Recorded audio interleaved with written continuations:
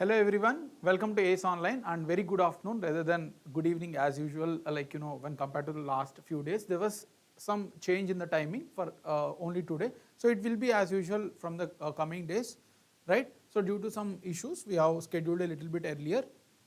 Today we have very few articles but very important articles, especially the data that we are going to present here will be very helpful for all the exams. Exhaustively we will discuss all the statistics related to the Indian imports and exports because those are related to the deficit itself.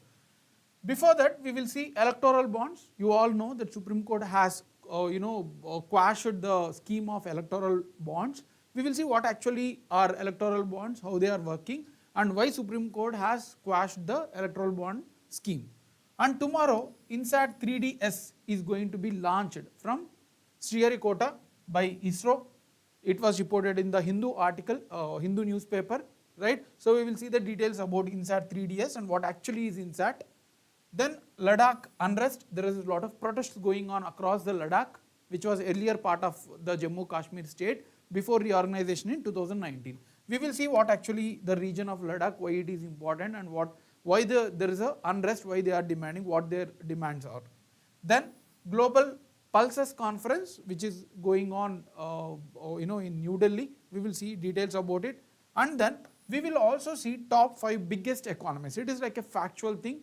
Why we are taking this article? Because Germany has crossed Japan to occupy third place in the top 5 economies. So we will see a brief data related to the top 5 economies including the India's rank and the GDP, right? And then we will see some practice questions. I hope you are all ready to participate in the good afternoon AMC BWD. Yes, there is a slight change, sorry for the inconvenience, only for this today. From the next coming days it will be as usual, okay. So we will see the details about all these articles that we are going to discuss. First one is about electoral bonds. You all know that Supreme Court has quashed the electoral bonds scheme launched by the government in 2016. So before, you understood the context because this was even reported in most of the social medias, not only in newspapers. Students are more affiliated to social media readings rather than newspapers. I can ask, whenever I was in offline classes. So when I ask students whether they are reading newspapers, almost 90% they don't say that we are not reading newspapers, but we are following the Instagram or Facebook, right? So that's why this was news in all media, no need to explain the context. Now, what are actually electoral bonds? Before discussing that, let's discuss about the political funding, the nature of political funding in India. So every political party will need some funds to create certain infrastructure or to conduct the political party, right? So for this, the funding is disorganized earlier. It was like only few rules and regulations mentioned in the Representation of People Act in 1951, which deals about the elections in India, as well as there are certain provisions mentioned in or guidelines given by the Election Commission of India, right? Election Commission of India. So political funding is very, very important and every individual have some political affiliance. Myself, you or anyone will have certain political affiliance, but that should not affect the working of political parties in a illegal manner or disorganized manner. It should adhere to the constitutional values, it should adhere to the rules and regulations established within Indian political system, right? So to contain all these things, government has bought, with good intention of course, there are some positives as well, government has bought electoral bond scheme. It is a bearer instrument. If you have attended my classes previously in the current affairs session itself, we have discussed this. A bearer instrument is a bond which the ownership changes based on who is holding this. For example, a person has bought this bond from some bank, right? There won't be any name on it, just that the person A is holding this bond with him or herself. A is the owner. If this is changed to the hands of B, then he will be the owner. There won't be any change of name officially. It is just bearer means who is holding that bond. Whoever is holding this bond will be the owner of the bond, right? So it is a bearer instrument. That means without any name or something, it will just give this amount of money is held by this particular person, okay? So whoever is holding this, they will be the owners of the instrument or bond. right? That is called as bearer instrument. Now, according to this electoral bonds launched by the government, any citizen of India or any company incorporated in India, incorporated means registered with the proper rules and regulations from India. So any citizen or corporate can donate the amount whatever they wish to any of the political parties in India, right? So by seeing this definition, isn't it this a good thing? Because they are donating it in official manner. Earlier, few decades before, most of the funding was happening in illegal manner, right? So this sounds to be good that it is organizedly donating to the political parties. But before seeing the challenges as well, let's see few more features about electoral bonds which they will ask in the exam. So this was already discussed that it is a bearer instrument, but without any interest. For example, if you are holding any bond, if I am buying 100 rupees bond, after say for example 1 year, I will get some 10% interest, so I will be paid 110 rupees. Usually that is the concept of bond. Whoever is holding, they will get some interest as well on that money. But these bonds will not have any interest. You hold it for 1 year, 2 year or whatever the time, they are not going to pay the interest. The banks are not going to pay any interest. Only that it is a fixed amount, 100 rupees, that's all. Okay, even after changing some time, there won't be any interest. This is a specific feature important for our exam. Then, as I said, so any individual as well as company can buy it through digital means, that means online, or through check, that is offline. So it is possible to buy these electoral bonds both in terms of offline as well as online. Now, the bonds will not bear any name of the donor. This is the case the Supreme Court has struck down, that this is not the good provision for the political funding. So how this bonds, the election or electoral bonds work, let me explain to you briefly.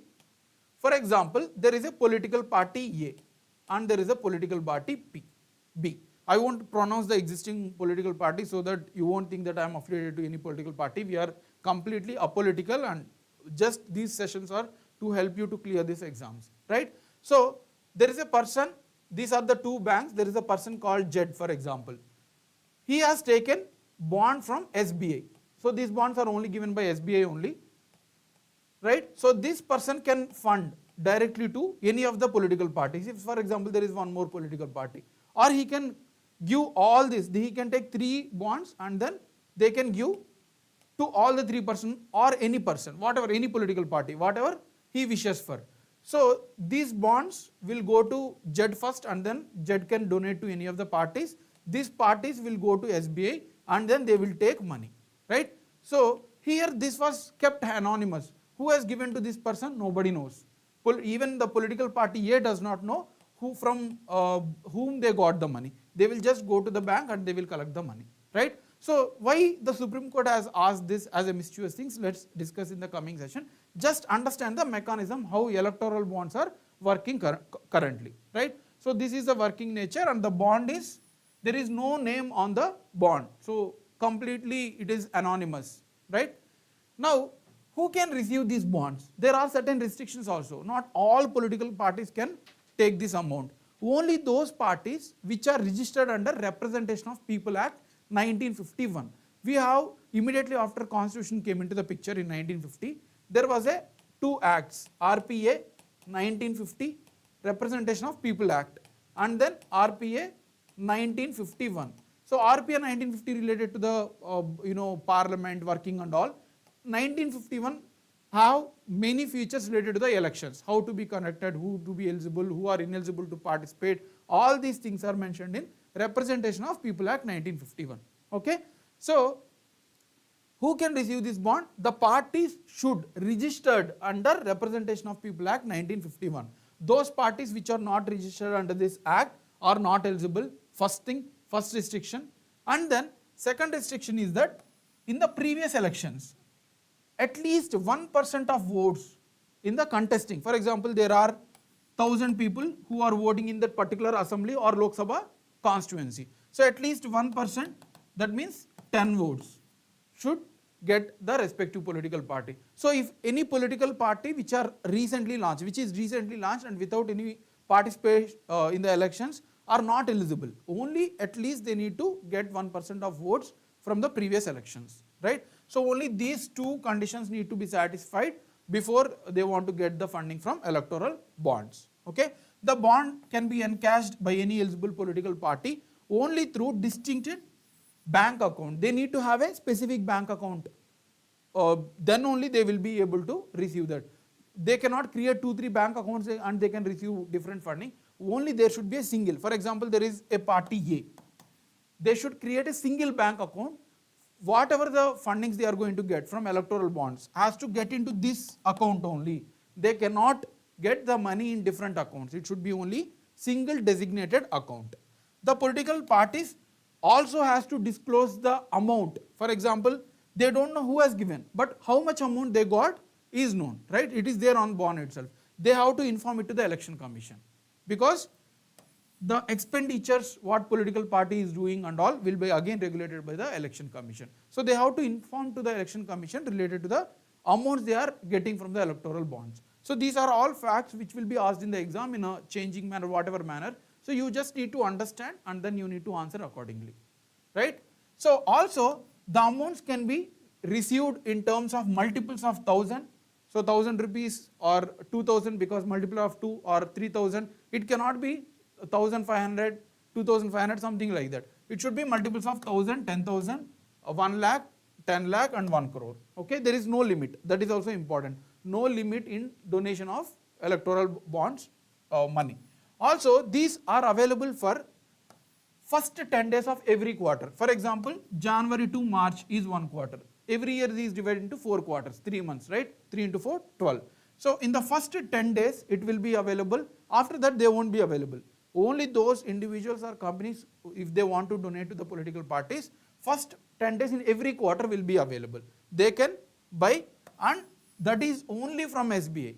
Only SBI is allowed to sell the electoral bonds. That is also important, right? Then anonymous donations. Anonymous donations here means the political parties has to give information to the election commission that they have received this much amount. But any amount less than 2,000, for example, political party has received 1,900, no need to inform election commission. There is a condition here. So anonymous donations were kept at 2,000. So any amount that is receiving through electoral bonds is less than 2,000. Less than 2,000, no need to inform to the election commission. Only the amount which is received beyond 2,000 should be informed to the election commission. That is again important. And then the bonds after creation. For example, in any of the first 10 days, any person has taken the bonds. Those bonds should be encashed within 15 days of the issue. So for example, 2nd January they have issued. So within 17th January, the parties has to encash it. There is a restriction. Within 15 days, after that the bond will be invalid. Even if the political party goes to the bank and they will ask, they won't give any money, right? So that is the facts about electoral bonds. Now let's understand what actually Supreme Court has observed yesterday. They have pronounced a few, there is a big amount of PDF. No need to worry. We have summarized for you, or you just need to understand these things to quote or to understand the issue, right? So I hope you are following it, right? So if you have any doubts, you can ask. Yes, one of the students has commented, 90% of the electoral funding was received by single party, that is BJP. This is also an issue observed by the Supreme Court. 90% of total electoral fund is being received by one single party, that is ruling party. So it is not a politically neutral one. So there may be a collision between corporates and the party. So this is not a good thing for the democracy. That's what the Supreme Court has observed. Beyond that, we will see few more observations. Information about funding of political parties is essential for the choice of voting. So Supreme Court has said that people should know who has donated, right? It is not only about how much, but who has received and how many times they have received. Everything, even a single data should be kept in front of the public. Then only the democracy will prevail. Based on that, voters also will choose their voting. So that's why it is essential that all the information has to be kept. Say for example, if government comes up with the changes in the electoral bond scheme by putting the names and all, yes, Supreme Court may accept, right? Unless until if center is not violating any of these things and they will bring up the new electoral bond schemes with the suggestions given by Supreme Court, yes, they may accept. So those provisions which are invalidated by Supreme Court is important to understand. So this is one observation. And then one more observation, Supreme Court said that economic inequality, right? Say for example, within India, there are among the people itself, there is a poor people, there is a rich people, and their participation, the rich people are more into the politics because they have money to spend. Similarly, those parties which are kept at an equal level, for example, there are n number of parties, 10 parties which are having equal amount of money, so democracy will thrive there. But if there is a parties which is having one rich and all other parties at the lower level, then this party kept can keep on getting advertised, whatever the benefits. So accordingly, the elections they can keep on winning it based on the money. So Supreme Court said that economic inequality between the parties will reflect in political inequality also, right? So only one single party can benefit and all other parties can be not benefited from electoral bond scheme. So that also the Supreme Court has observed. And also Supreme Court said that it is against the right to information. Right to information was already Supreme Court in most of the judgment has announced that it is part of Article 19(1)(a), which is right to freedom of speech and expression. So right to information is not explicitly clearly mentioned in the Constitution. Just Supreme Court interpreted that right to information is part of Article 19(1)(a), which is mentioned as right to freedom of speech and expression. So it is against the right of information, that is against the fundamental right. Now you can connect it. Anything against fundamental rights will not be accepted by the Supreme Court, right? So indirectly they are saying that this scheme is against the fundamental rights of the Constitution. So that's why they have stuck down. Few more notable things we can read.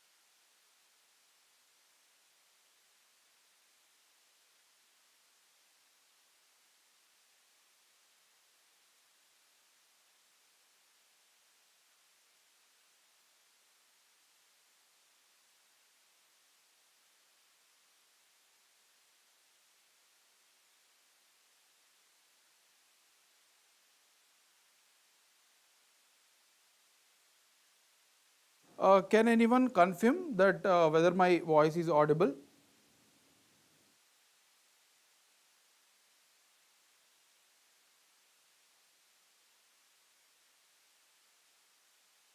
Should I repeat those points? Like someone can comment on this.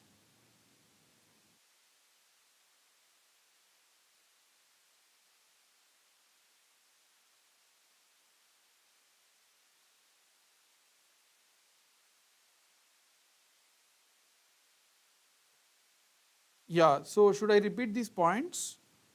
Okay, briefly I will repeat these points as you are not able to understand. So I hope the first point, I think till this slide you are clear with. I think from here I can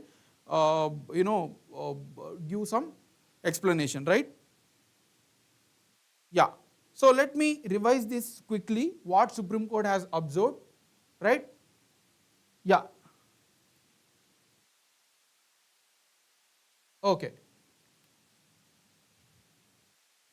Right. So here I'm just revising it for there is some audio issue. So I was just telling that the anonymous cash donations here means which political party need not inform the election commission. So anonymous donations means those usually the political parties has to inform the election commission how much the amount they are receiving.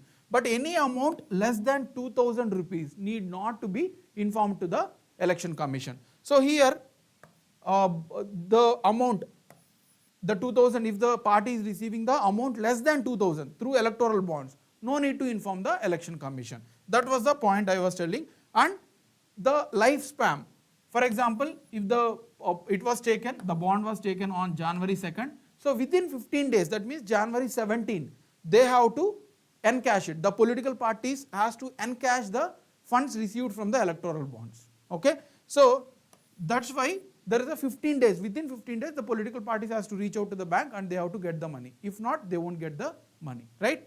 So that is about the thing. Now let's discuss about the,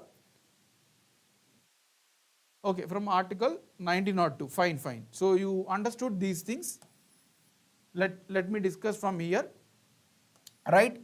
So here there is an exemption within article 19. So there is already an article of 19(1)(a) which is guaranteed of speech and expression, that is right to information. But certain cases, government need not to inform the information to the public because there may be national threat. For example, nuclear installations cannot be informed to the public. They may reveal to the enemy countries. That's why there is an exemption given in article 19 that certain information no need to give to the public or put in front of the public. So Supreme Court has observed that this provision of curbing black money, where you said that there is a curbing of black money through electoral bonds, that illegal people will not donate to the political parties because here everything is streamlined. This is not the case. There is no such exemption. Only when there is a national threat or any such exemptions mentioned in the article, only in cases you can come up with such thing. But here this electoral bonds or curbing black money is no such exemption. So it is against of article 19(1)(a), right? Similarly, there is also one more point that they have said, that unrestrained influence of the corporates. So some corporates, some companies may influence the government. Only particular government will come and they will support the corporate. So they will earn. It is completely against the democracy. So this was also observed by the Supreme Court, and also Supreme Court said that it should be balanced between right to privacy and information.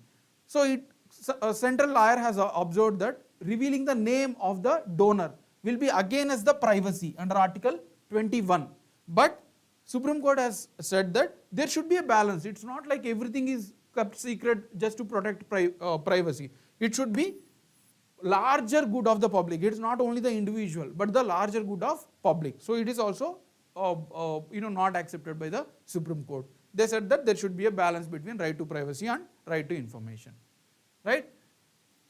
I hope this is clear.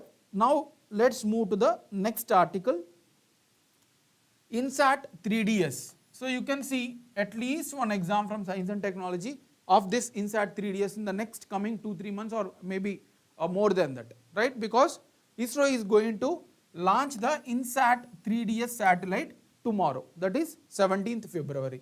Here INSAT means Indian National Satellite. Indian National Satellite.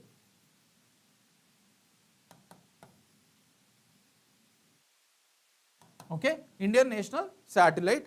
So here let's understand, I will also discuss what is actually geosynchronous and geostationary satellites. Try to understand not only about the INSAT 3DS, but also let's understand the orbits here. Okay, so there was already a question from most of the exams. Let me take what actually is INSAT, and then when the context come about the geostationary, I'll explain you. Okay, so it is a series of multi-purpose. You need to remember this. This is not for any specific like communication or disaster or any other particular thing. This is a multi-purpose satellites. Some satellites can be observed, they can give the communication networks, they can observe the disaster that is happening, they can also give weather information. So certain satellite systems are there which are multi-purpose, and INSAT is one such thing which has a multi-purpose and is launched at geostationary satellites. Now we will discuss. Okay. So this is Earth. Try to understand here, this is very conceptual in nature, and this is equator. I hope you are following. Okay, so this is Earth and this is equator. Now observe or visualize the Earth in space, not on the board but on the or in the space. So there will be a surrounding of Earth. Earth is a round and it is located in the space. Now any satellites which are connected exactly with the speed of Earth. For example, I am the Earth now and this is the satellite. I am rotating, myself, Earth is rotating and satellite is also located. So with the same speed, whatever the rotation that the Earth is rotating, the satellite is also rotating on the same speed. Then now tell me, can the satellite study the whole Earth, all the diameter of Earth, or only at the single point? Can anyone answer this? I am waiting for your answer. Whether this satellite can observe the geostationary, which I told that it is launched at the equator and it is fixed based on the rotation of the Earth. Can it observe all the diameter of the Earth or only at the particular location?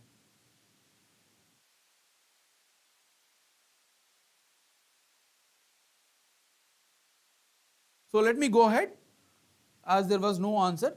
It can observe only specific point of Earth. See here, there is a satellite here which is, for example, this one. It is observing only at particular location. This cannot observe here all other different places. It has certain specific only single point. Yes, you are correct. Only single diameter that was located on Earth. Only some certain place because it is fixed. Those are called as geostationary. Geo means Earth and stationary means fixed location. So if you see the satellite, it seems to be in a fixed position. You won't see that satellite is moving.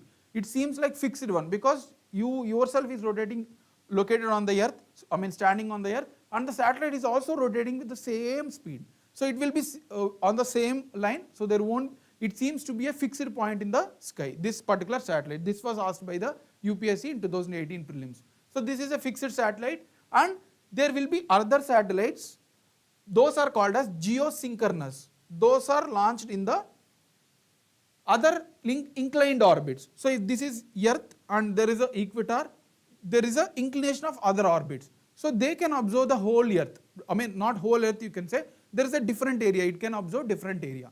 Based on the requirement of the mechanism or the mission, the government can choose geostationary or geosynchronous, which will be launched in different orbits. Okay, so they seems not to be fixed on the sky. They will keep on moving, and based on the necessary, they will observe the whole diameter of the Earth. Okay, so those are called as geosynchronous, and geostationary is fixed.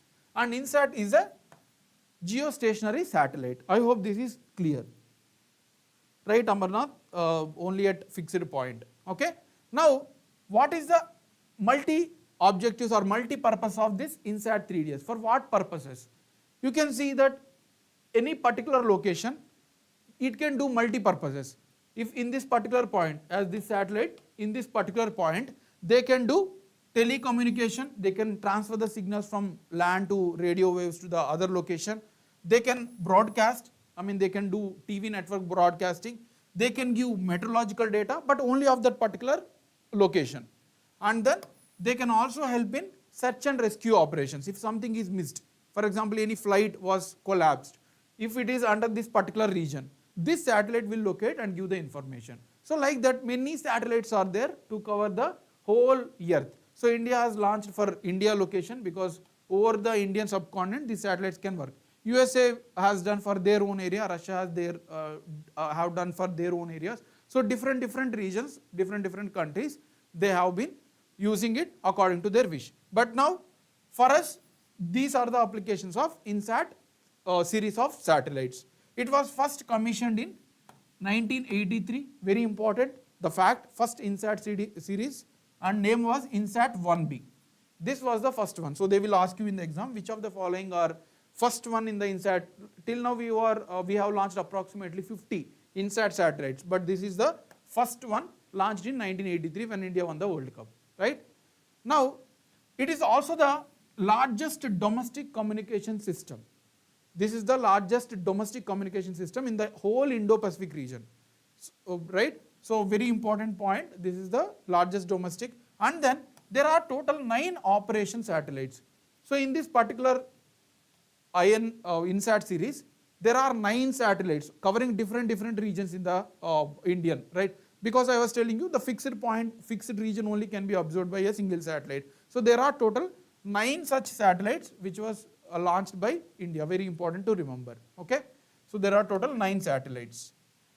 Also some INSAT series satellites can specifically launch for communication or meteorological data or disaster management based on the requirement. Some satellites can be multi-purpose, some satellites can be a single purpose, as I said earlier. So there will be a specific meteorological satellites as well launched here. Kalpana 1 is exclusive meteorological satellite, first exclusive meteorological satellite as part of INSAT series, right? So this is the about INSAT 3DS. We understood how it is working, the mechanism, and then what is the purposes, what is the objectives. Now the ISRO is going to launch the new satellite, that is INSAT 3DS. As part of INSAT only, they are launching the new satellite 3DS. You need to remember that. What type of satellite is this? This is an advanced meteorological. Meteorological means what? Anything related to the climate, right? So rainfall or temperature, moisture, whatever related to the climate things. So this is exclusive a meteorological satellite. Don't confuse in the exam. They may ask that INSAT 3DS recently launched has application of which of the following. They may give 2-3 things. It is an exclusive advanced meteorological satellite. Okay, try to remember that. Then this is being launched by ISRO, very simple, with the collaboration of India Meteorological Organization. So IMD, whatever the requirements are there for IMD, they will inform to ISRO. Based on that, they will launch, right? So it is also a part of series of climate observatory satellites to enhance the climate services over Indian subcontinent, right? One more thing, comprising 3 dedicated observation satellites. There was already an INSAT 3D and then 3DR. This also you need to remember. Now we are doing 3DS, new satellite, but already there was a 2 exclusive climate weather related satellites, INSAT 3D and 3DR. This is going to be the adding one for third, right? So already 2 are there, and there will be a new one of 3DS. And you need to launch the satellites through rockets only. Without that we cannot able to launch it. So here we are using the rocket of GSLV F-14. GSLV F-14 rocket is being used to launch the INSAT 3DS satellite. This will also be asked in the exam. This GSLV will be easily remember, but F-14 is important to remember here.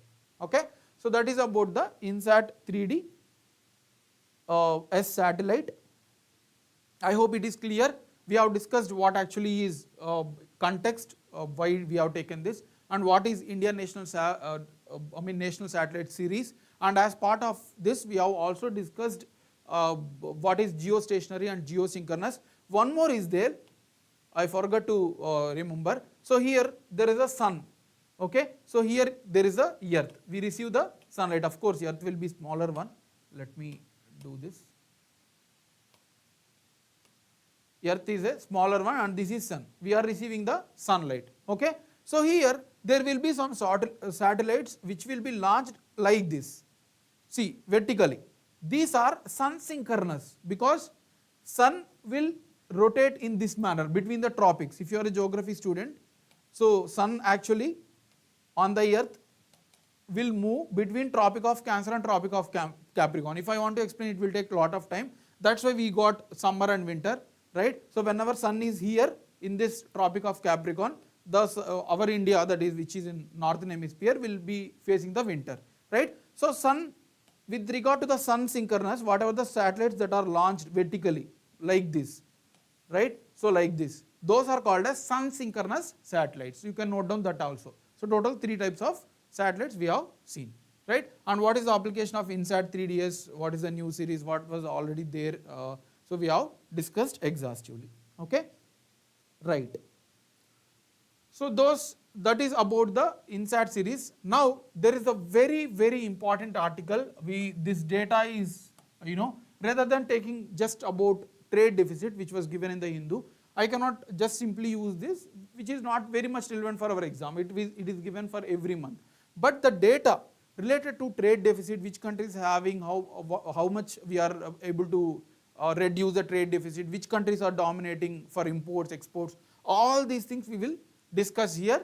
Okay, so this will become a very important article because it is based on the data. You need to take a lot of efforts to search and compile the data. So we have put at single place, we will discuss it. Okay, so the context is January trade deficit narrows to 9-month low, that is 17.5 billion. So this was the January data of 2024. This is a short term one. Whenever there is a change in data in a short term, for example January, February, March, no need to remember at all. That is not relevant for our exam. If there is a data in a long term manner for 1 year, 2022, 23, 24 or 21, so the changes you need to note it down. But if it is a short term one, for every 10 days, 1 month it is changing, no need to worry about that for our exam point of view. Okay. Now before going into the statistics, what actually is trade deficit? That is important to understand. So let me explain for you what is trade deficit. There is a country A, for example you can say India, you can say it as India itself, and then USA. Okay. Now not all the countries will have natural resources for all the goods, right? For example, India does not have petroleum reserves, right? Naturally we did not get that. So where we need to get? We need to get from some other country. Similarly, USA does not have pulses, so they need to get from some other countries like India. So exchange of goods on services as well, of course, because some services like software and all have very good scope in India, not in other countries, right? So we need to exchange between the countries based on the availability with the respective countries. So that is called as trade. Exchanging goods and services is called as trade. Now we need to talk about the deficit as well. Some countries will give excess goods and this country will give low goods. For example, India has given 100 lakh crore goods to the India in 1 year, and USA has given only 50 lakh crore worth of goods to India, okay, in the terms of trade. So what is happening? India has a surplus trade. That means whatever India is sending to USA is much more than what USA is sending to India. So India has a surplus trade. That is called as surplus trade. Okay, but so here the context of USA, do they have surplus trade? No, they have deficit. They have a deficit trade because we are sending more goods and USA is sending less, right? So I hope you are following what is the trade deficit and trade surplus. Whenever we are sending more goods to other country than what the other country is sending to us, it is called as trade surplus. And if our deficit, if we are having less amount of goods, then it is called deficit. You take example of China.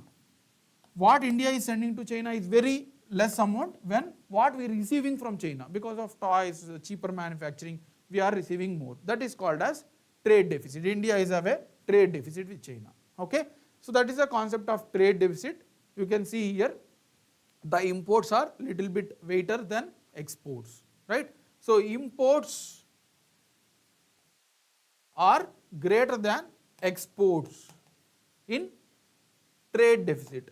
If exports are more than imports, then we have a trade surplus. I hope you are following. Now, this is the concept of trade deficit. All these points are the same thing, no need to worry. I have clearly discussed. If you are not understanding, then let me know. I will explain again. So these are all the things, negative balance of trade, all these things, the concept is similar to what I have explained to you here. Okay. Now, what is the causes? Why any country will have a trade deficit? Why India is having a trade deficit with China, for example, right? So there are many concerns. Economic growth. If there is a sudden economic growth, for example, India's economic growth was boomed in 1995, something like that. That means what? People are having more money. What they will prefer there? They won't buy the cheaper goods which are available in India. They will buy Harley Davidson, they will buy Benz, which are from other countries. So they are importing. They want the goods from other countries which are richer. So if there is a boom in economic growth, then there will be a shift to buy towards the quality goods from other countries. So this is one reason that there may be a trade deficit for any country. Then increased government spending. Okay. So if there is an increased spending from government is giving more to the people, they are giving more salaries to the employees, they are creating more infrastructure in the economy. So in that case also there will be a causes of trade deficit because government is giving more money to the public. It is not holding, because rather they are giving more money into the economy. So money is available with the people, again they will try to buy from the other markets, right? Similarly, this point is very conceptual. Let me explain you clearly. Please focus here, and if you did not understand, then you can ask the doubt here. Okay. So I am explaining you causes of changes in exchange rate. For example, this is USA, this is India. Okay. So if you don't this type of all conceptual questions are asked in the exam, but in the students who don't understand the concepts and by heart those, they will make this as a wrong, right? So try to understand this. For example, $1 is currently at 75 rupees. Say for example, right? So we have a 75 rupees currently for $1 exchange rate. Now, if RBI, the central bank, makes the exchange rate to 60 rupees, that for $1 only 60 rupees are given, do you think that rupee has strengthened or weakened? It has strengthened because we are giving less money to the dollar, right? We are giving the less amount of rupees per dollar compared to the 75 rupees. So that means rupee has strengthened. When rupee has strengthened, the people here in USA, the US people, will not buy Indian goods. Why? They need to pay more dollars. The rupee has strengthened. Earlier they were giving $1 and they were getting 75 rupees. Now they are getting only 60 rupees. It has reduced. So what these people will do? They will buy from their own markets, or they will do some other countries, right? So whenever there is a strengthening in rupee, there will be a less exports, very, very important, because people are not ready to buy. Whenever there is a increase or strengthened rupee, there will be less demand from the people of other country. That's why exports will decrease. Right? So if there is a strengthening in rupee, what is happening? Exports are decreasing, so imports will increase. Trade deficit will occur, right? So I hope you are understanding it. This is a little bit conceptual. So don't give up when you are not understanding. You need to put efforts. That's how you need to develop your personality. Even when I was preparing initially, I was confused. But yes, I hope you will understand this. Whenever there is a strengthening of rupee, there will be a trade deficit. Whenever there is, now India has announced that, or central bank has announced that we will give 80 rupees per dollar. Then they will rush to buy Indian goods because they need to give smaller amount of dollars. They are getting for more rupees, right? So then our exports will increase. Then trade deficit will decrease. Accordingly, they can frame the questions and they will ask in the exam. Okay. So change in exchange rates will also affect the trade deficit, right? Next, production limitations. So if there is any technological hindrance or lack of money in the economy, again there will be a less production in the economy to produce the goods. So of course there are less goods in India, how can we export it? Again we will need to import, right? So it will enhance the trade deficit. So these are the factors that will cause the trade deficit in the economy. Now there is a lot of data to understand. Okay, so there is a lot of data to understand. I will tell you what type of data to be remembered. This is just published in yesterday PIB, Press Information Bureau, for January data. No need to worry, you no need to remember, but just understand what I am telling you, how they are calculated. The data which is important I will discuss in the coming slides, but you just understand how this is being calculated. The trade deficit, the trade. Trade consists of what? Imports and exports. And similarly, merchandise means goods, only goods. Services means software services, restaurant, whatever, the tourism, those are called as services. So there are imports and exports. Within imports we have goods and services. Within exports we have goods and services, right? So here merchandise means goods, products, physical produced goods. There is a exports, what we have given to other country is 36.9 USD billion. The total goods that we have sent to other countries in January 2024 is 36.92 billion. But what we have taken from other countries is $54.41 billion. We have taken more in goods than what we have sent it to other countries. So obviously we had a deficit in terms of goods. But if you see services, we exported $32.8 billion and we have imported only 16.05 billion USD billion. That means what? We are giving more services to other countries, but not the goods. That is the thing. If we want to get into the trade surplus, we need to focus on manufacturing, produce physical goods and send it to the other countries like China, right? So of course services is a good thing, we need to maintain this. Along with that, we need to also enhance the production of physical goods, right? So India is having a trade surplus in services since 1991 reforms, right? So this mechanism I want to make you understand, right? So overall trade, you can see we have exported this much and we have imported this much. So it was very less, almost whatever we have taken, whatever we have sent, almost equal in January 2024. That is why trade deficit is low. In the last 9 months, this is the first time that we were reduced the trade deficit. Okay, so that's mechanism I want to make you understand. No need to worry about this data. Okay, yeah, thank you. So if you are following, that is very much happy from my side, right? Now let's understand. This is also this is from last year April 2023 till January 2024. Okay. So here you need to understand this data. This is the last year data, that's why they may ask in the exam. So merchandise, that is goods, we have exported $353.92 billion and imports $561 billion. So we had the trade deficit in the goods in the last 1 year. Similarly, if you see the services, we have exported 284 and we have imported only 147. Services may we are very good position, right? Only here we need to promote the manufacturing. That's how you need to understand the last year data. So overall we had a trade deficit of, this figure is important, 70.43 USD billion dollars is the trade deficit of 2024 or 2023-24, right? So this number is important. And they may ask in the statements, India is having a trade surplus in services, trade deficit in goods, something like that they may ask in the statements, right? So this is the same thing in terms of bar graph, that we have more imports and then less exports of January in terms of the imports and exports. No need to worry about it. Now let's understand this figure.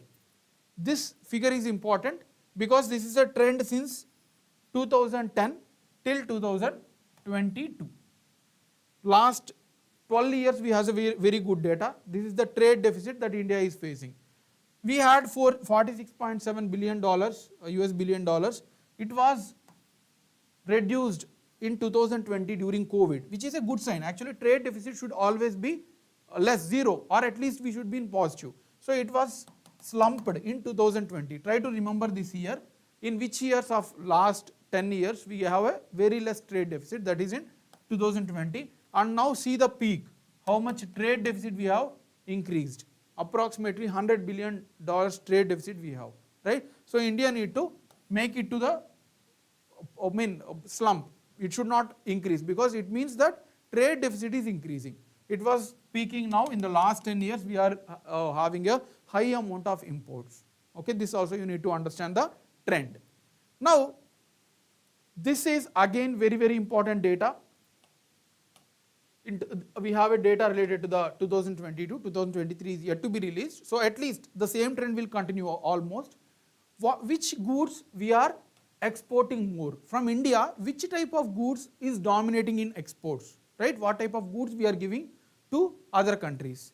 Here the domination is engineering goods, like machines, what are the engineering related things, we are sending more to the other countries. First, this is the highest exports that India is doing, followed by petroleum products, not crude petroleum. Crude petroleum means raw petroleum that we are importing, but we are processing it and then sending it to the other countries. So this is the second domination, export from India. Then third one is gems and jewelries. So gems and jewelries we are exporting. This is the third dominant export in our basket. And then organic and inorganic chemicals. These four need to be remembered, that's all. You no need to worry about other goods. We have thousands of goods, but the top four goods which we are exporting to other countries is engineering goods, petroleum products, gems and organic, inorganic chemicals. Now what type of goods we are importing, which are dominant in our import basket? First one is petroleum and crude oil, because we don't have reserves. When we don't have reserves, what we can do? We have to import. So this is the dominant one in imports. And then electronic goods, of course we are sending it and also we are receiving it, like mobiles and all, right? So there is a top one in exports, but second one in imports. We are also taking engineering goods. And third dominant import is gold.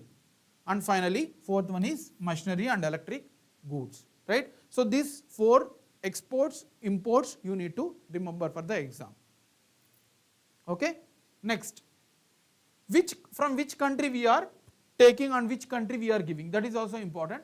This is leading destinations, like to which country we are sending more goods, that's what I want to tell. So first rank is USA. We are sending more goods and services to USA. This also will be asked in the exam. Which country is the dominant in receiving Indian goods? First USA, second UAE, third China, fourth Bangladesh. This also need to remember for the exam. This is also 2022 itself. We have a proper data. So these are the four dominant countries which are receiving Indian goods. Now, from which countries India is receiving more goods? First one, China, obvious, right? We are receiving more goods from China. That is the dominant, and government is trying to reduce it since many years but not able to achieve. And then second rank is UAE, from where we are receiving. Third is United States and fourth is Saudi Arabia. So these are the four countries where India is receiving more goods. These are the four countries where India is sending more goods. Okay, very, very important to understand. Then the last one, trade, the India's large trade gaps. So we have seen where we are receiving and where we are sending it. But gap, when compared to China is the highest, having the highest gap. India is sending $4.7 billion of products to the China, and we are receiving $24.3 billion. So the trade deficit is $19.7 billion. Second one is Iraq, because we are receiving more petroleum and crude from Iraq and we are sending very less amount to the Iraq. So this is the second one. Third one is Saudi Arabia and fourth one is Russia. This also you need to remember. Imports you need to remember, exports you need to remember, and finally the balance which is having highest with the countries. So China, Iraq, Saudi Arabia and Russia. Okay. So this is about the trade deficit. I hope it is clear for you from my side.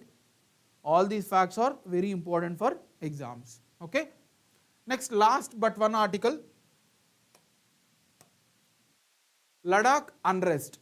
So recently, thousands of Ladakh people are protesting in the Leh region. Okay, Jammu Kashmir, above the Jammu Kashmir, we have Ladakh now, separate union territory. The people are protesting. Why they are protesting? They are protesting that they want a separate state, like how Telangana has divided from India after a lot of struggles. Similarly, the Ladakh is asking for a statehood, but it is not always good to give the separate statehood. It will, you can say balkanization, division of India, right? So there is always some consideration from the government. Based on that, they will give the, statehood based on the necessity. Then here Ladakh is demanding statehood and also asking itself to include in the 6th schedule of Indian Constitution. So we have 12 schedules, right? First 12 schedules, and in 6 schedules we have 4 states. We will see that. So Ladakh is asking 2 main demands: one, to give a separate statehood, and also to include that state in the 6th schedule. Why they are demanding statehood? Why they are demanding to inclusion in the 6th schedule? That we will see in the coming slides, right? So I hope you understood the context now. Let's understand the background, the geographical location of Ladakh before going into the political aspect. So after division in 2019, Jammu Kashmir Reorganization Act, you all know that Jammu Kashmir was reorganized through Jammu Kashmir Reorganization Act of 2019. Now Ladakh is a union territory separately. So it covers in this region. Of course, I'll tell you, there is a part which is occupied by China, and then there is a part which is occupied by Pakistan, that we'll see in the next slide. Just this is the actual map that we are willing to get in the next few decades or few centuries, because some part is occupied by Pakistan and some part is occupied by China. So this is the Ladakh, and then Jammu Kashmir here below that, right? So it is a mountainous region. Of course, this is a very colder region. This is sandwiched between. Sandwich means between 2 layers. Karakoram range in the north side, above Ladakh there is a Karakoram range, and then southern side there is a Himalayan range. It is located between these 2 regions. It has 2 districts. One is Leh, second one is Kargil. Leh is the second largest district in India after Kutch district in Gujarat. So Kutch district in Gujarat is the largest district in India, and followed by Leh. So this is the second district. So whole Ladakh is divided into 2 districts. One is Leh and second one is Kargil. Kargil is located in the Janskar region, near border to the line of control with the Pakistan border, right? So these are the 2 regions. They may ask this also in the exam, which districts, how many districts are there and all, they may ask. Now briefly, I am not going to discuss the entire history of Ladakh, it will take hours, but here briefly I am telling, after the independence of India and Pakistan in 1947, there is a contest between Pakistan and India that they want this territory, and India is saying that it is part of Indian territory. Now the present condition is this green part is occupied by Pakistan, right? So because of Baluch tribes, they have sent it in October 1947. This part was occupied. I am not going to discuss about this. This again takes a lot of time. I have already discussed Pakistan occupied Kashmir article in before. You can observe here. So this is white color is in Indian hands, and this red color is Aksai Chin, which is in the hands of China, and this black region was given as a gift by Pakistan to China, as if it is their region. It is our region only. They have illegally occupied and they have gifted this our own territory to China, right? So this is the Karakoram and Siachen glacier, right? So this is the present condition of existing India. This is Pakistan occupied Kashmir. This is China occupied Aksai Chin, which is Indian territory. Now Ladakh was a fighting between 2 countries, or even China also, right? So in 1960s, especially after 1962 war, certain part of Ladakh was occupied by China, that is Aksai Chin. Now in 2019, so there is a single territory, Jammu Kashmir. Ladakh is also part of Jammu Kashmir till 2019. In 2019, government has bought a separate Jammu Kashmir Reorganization Act, and they have established Ladakh as a separate union territory and Jammu Kashmir as a separate union territory. Okay, so they have established 2 different union territories here. So that is the condition of Ladakh. Now who is ruling in Ladakh? How the administration is taking place? Why they are demanding the separate statehood? Before understanding why they are asking for a separate statehood, we need to understand what is the existing administration condition of the Ladakh region. Okay, so the current situation is Ladakh granted a union territory, okay, separately along from the Jammu Kashmir. Ladakh has more Buddhist people and Kashmir, Jammu and Kashmir has a Muslim people. So this people also has ethnic clashes, and it is governed by lieutenant governor, like chief minister for different states. This is governed by lieutenant governor. There is no legislation, so why there will be chief minister? There won't be any chief minister. It is governed by lieutenant governor, and there is a Ladakh Autonomous Hill Development Council established way back in 1990. So certain members are elected because they have their own ethnic tribes. So governor is the lieutenant governor is the head, but there is also a council to discuss the needs and accordingly to be implemented. Okay, so this is the existing administration condition. And what is the demand of Ladakh now? Why they are demanding? They are saying that they are in a situation where they are losing the identity. They are separate tribes, they have different religion, they are not able to handle their own culture, because now it was kept as a union territory. So central IAS officers, IPS officers, central administration bureaucracy is involving into them.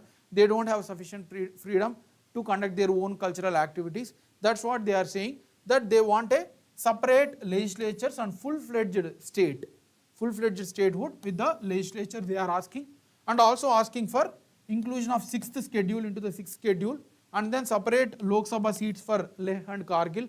As of now, only one single seat is there for Leh and Kargil. So they are asking 2 different Lok Sabha seats, and also asking for job reservations for the locals. As Ladakh become the union territory, now anyone from the India can compete in their exams, because it is a union territory under central government. So they are asking job reservations for locals. Only local people should get certain amount of seats. So these are the demands from Leh. Now, why they are demanding 6th schedule? That is also important to understand. So any area designated under 6th schedule will be have sufficient autonomous powers, like indigenous tribal groups. They will have their own activities, they can do their own administration. Sufficient autonomy is there, right? As of now, there are 4 states. This is also important: Assam, Meghalaya, Tripura, Mizoram. There are 4 states which are given autonomous ruling, autonomous powers under the 6th schedule, right? So if Ladakh is given as a 6th schedule part of, if Ladakh is made part of 6th schedule, then they will get local self-governance, cultural preservation, they can do their own activities, land and resources are protected, so no other people can buy there. Like if you are a person from Telangana or Andhra Pradesh, you cannot go and buy there, there will be a restriction, okay? So that only local peoples will have the land. And then customary laws, whatever their own laws, they no need to follow the Indian constitutional laws, Indian principles, because they have their own culture, that also can be granted. Some reserved seats for certain tribals, and then developmental powers for themselves. So these are all the positive things that Ladakh will get if it is included in the 6th schedule. That's why they are demanding it, right? So any doubts in this? Okay. Now moving to the last article for today, that is Global Pulses. Last before article, there is a short one only. There is a global conference on Global Pulses conference are going on, right, in New Delhi. It is an annual meeting related to discussion of pulses. We will see what actually pulses also, don't worry. I am taking the static part also to connect to the current affairs, okay. So there is a global conference on pulses to enhance the production, okay. They have asked that India should increase the production of pulses. That's what they have asked, that's why it is there in news in the Hindu. Now our Ministry of Commerce, Piyush Goyal, have answered that in 2014 we were producing only 171 lakh tons. Now in 2024 we are producing 270 lakh tons. This number is important because current data.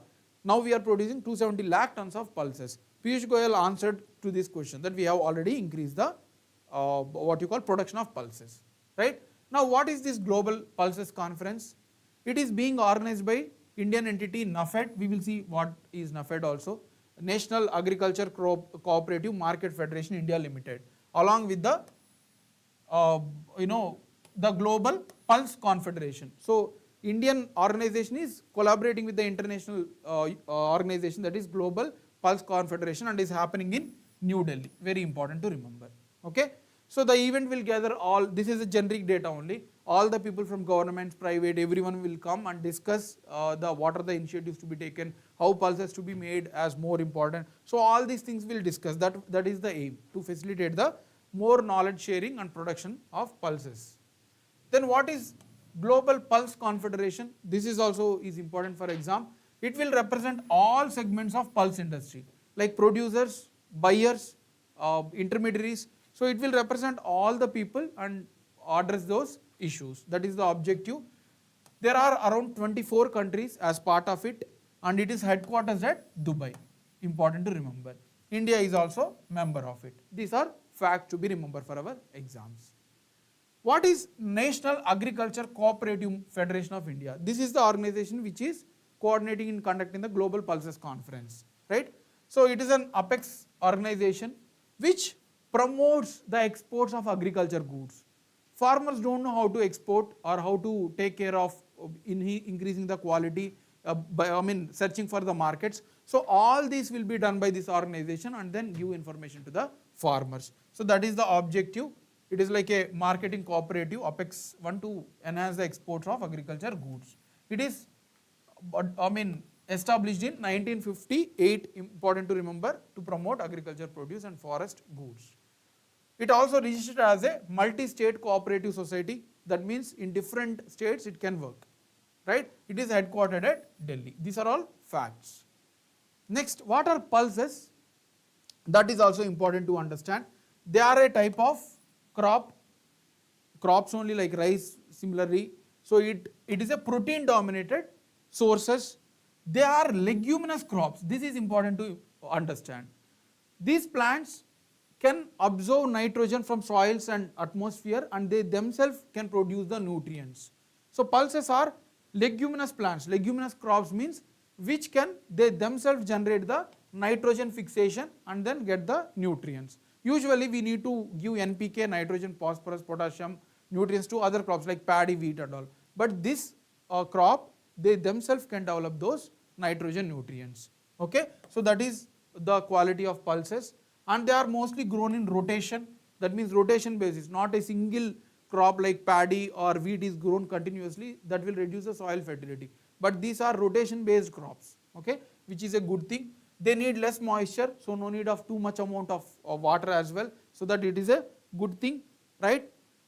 Even in drought conditions we can grow. And what type of crops are dominant? Tur, urad, moong, masoor, peas, gram. These are all a type of pulses crop.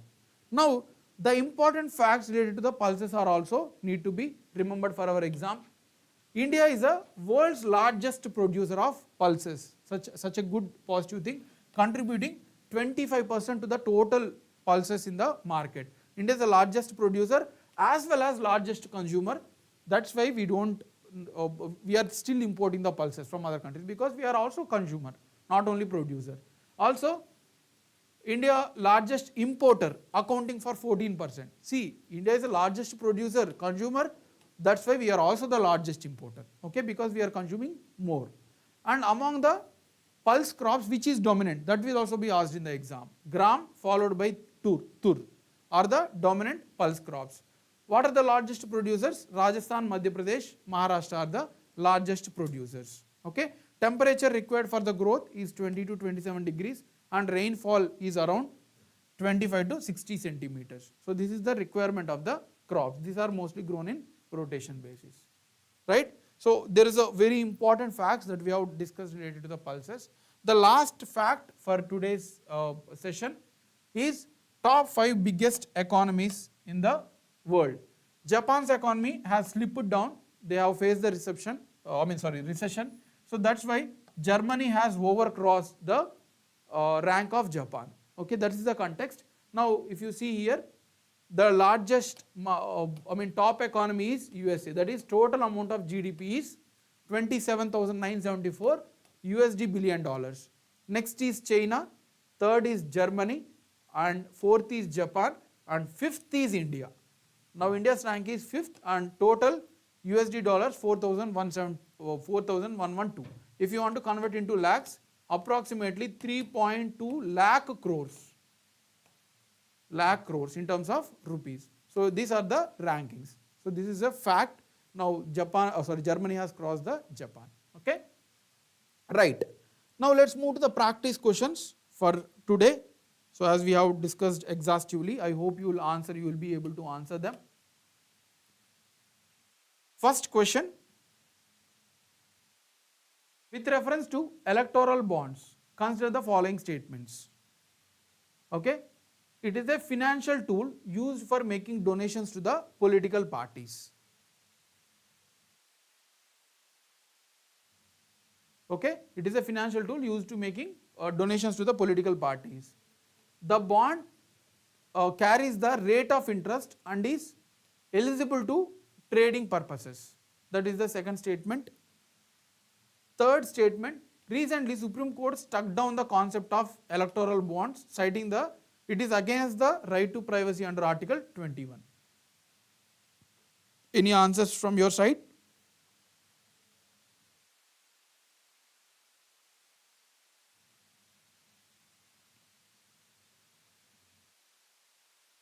One A. Someone have answered it as A. Very good. Let's check. It is a financial tool to make donations of political parties. Yes, there is no ambiguity. There is no rate of interest, or these bonds cannot be exchanged for a trading. So second statement is wrong. And this is not actually the right against Article 21. It is 19(1)(b), right? So this is what the Supreme Court said. It is against the right to freedom of speech and expression. This is not the case. So answer is A. Okay, not C. That's why I have added this statement. You need to read all the statements, then only you will be able to answer it. Don't jump into the answer immediately.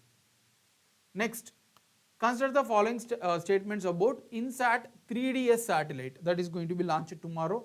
It is developed by ISRO in collaboration with the NASA. It is part of series of climate observatory satellites.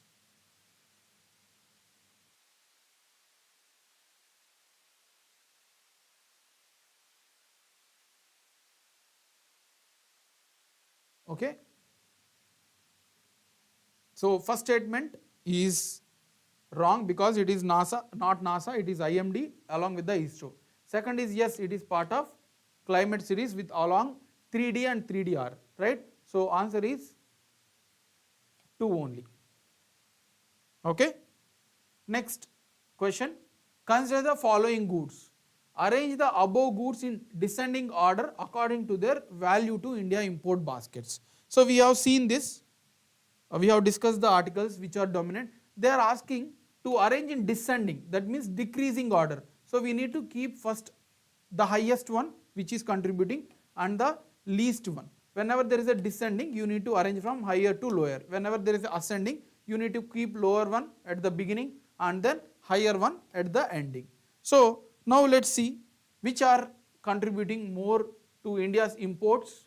First one is petroleum and crude. So 2 should be there, right? So they are asking descending, right? So okay, first we need to get the descending order, that means highest one to the lowest one. So you need to take the highest one, yes, 2, and then next contributing the electronic goods, right? Where is the answer? I think there is some issue. Let's discuss, let's see the descending order, then we will go to the data if which is available. So India's imports, we have highest petroleum and crude, and then gold, then electronic goods. I think there is no option here. Answer is 2 and then 3 and then 1, right? So let's get back to the data once, you will understand it. Yeah, so here is the imports. Which one is the dominant? Petrol one, right? Then electronic goods and then gold. So there is no option here, there was some mistake.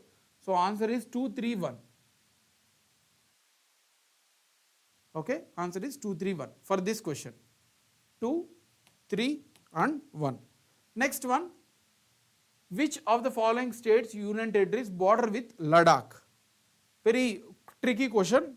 I am hoping to answer someone for this question. 2 is, there is no option actually. They are asking descending, right? So from highest to less they are asking, okay? So there is some issue with that. there is 2, 3, 1. Now let's answer this question. Which of the following states, union territories border with the Ladakh? Anyone? For fourth question? Yes, for third one, options are not suitable. Jammu Kashmir only? No. Jammu Kashmir and Himachal Pradesh. So answer is B. Western part there is a Jammu Kashmir and eastern part there is a Himachal Pradesh also bordering to it. So answer is B. Very direct question. Next, last question, which one of the following states of India is the largest producer of pulses? So we have seen, I have shown you the data also. Right, answer is B, you are correct. Fourth is not A, it's B actually. Okay. So here, which is the largest producer? This is not Uttar Pradesh, not Karnataka, not Andhra Pradesh. It is Rajasthan. We have seen this, right? So answer is C for this. Okay. So thanks a lot for today's session. We are not going to stop these sessions. It will be daily. Even if it is missing on 1 or 2 days, we will take all those current affairs and then we will take the session. We will include it. A little bit lengthy sessions may be expected, but we will not give this. This will be really helpful for all your exams. We will keep continuing with this. There may be sometimes time changes based depending on the schedule, but yes, we will have a daily sessions to cover the current affairs. So thanks a lot. Keep supporting and keep subscribing.